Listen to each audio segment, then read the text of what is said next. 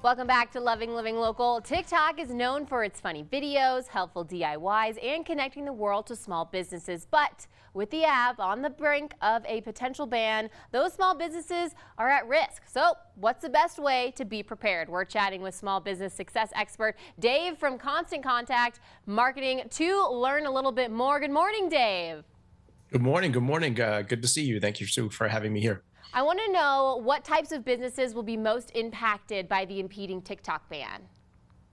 Well, there are tons of businesses that are really kind of taking advantage of the TikTok craze at this moment. And so you're looking at folks that are creators, really building audiences and looking for things like, sponsorships, those types of things, affiliate programs, those types of things. But then you also got your mom and pops that are also on there looking to gain some notoriety for the business and drive people to their shops. And so there's varying levels, and it really impacts a lot of different types of businesses. Do you have any strategies that these small businesses can employ to kind of help the transition from their audience to TikTok to other social media platforms?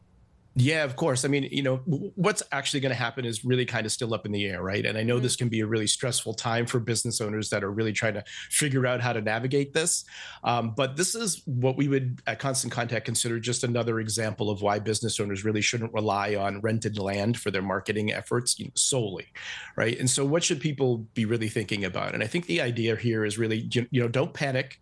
You're just going to have to pivot a little bit, right? And you really want to focus on diversifying your online presence. And so no one platform should be your entire strategy. Oftentimes social media platforms are changing all the time. Sometimes they come and go. And what's really important and what doesn't change is really the importance of building those direct relationships with your customers. And so a couple of things here. I would say first, make sure that you're capturing that attention that you built on TikTok and really driving people towards something that you control. And that's something like an email or a text list. That way you don't lose those connections if TikTok is no longer an option for you. And that's, of course, a place where an email service provider like Constant Contact can really help you manage that.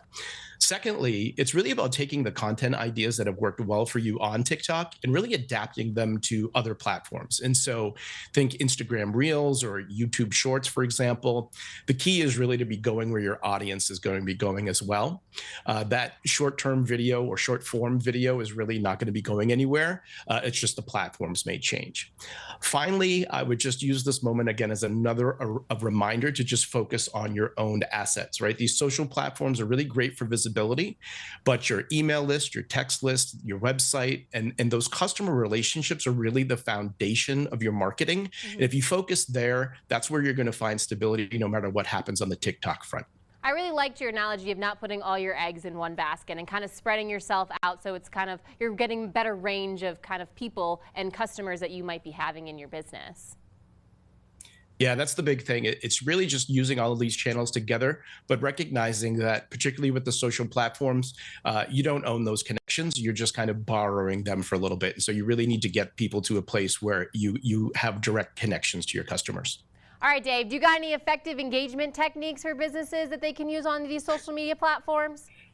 Yeah, of course. I think the big thing is really start thinking about it's all about providing value and entertainment, particularly on sites like TikTok, right? And so particularly when you're thinking of moving people to the platforms that you own, think of offering something of value in exchange for that contact information. That could be, if you're a mom and pop, that could be a discount, or if you're a creator, that could mean some exclusive content depending on the nature of your business. And of course, Constant Contact has online forms to make it easier for you to collect that contact information and start automating messages to those contacts. Oh, yeah. And then you could also, like you said, use those emails for leveraging marketing and maintain those customer relationships in a way that I think is more beneficial than even TikTok might be.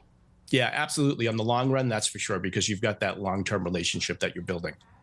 All right. And if people want to learn a little bit more information, maybe about Constant Contact, how they can get informed by these different marketing techniques that you've just shared with us, is there a way that people can get in contact with you?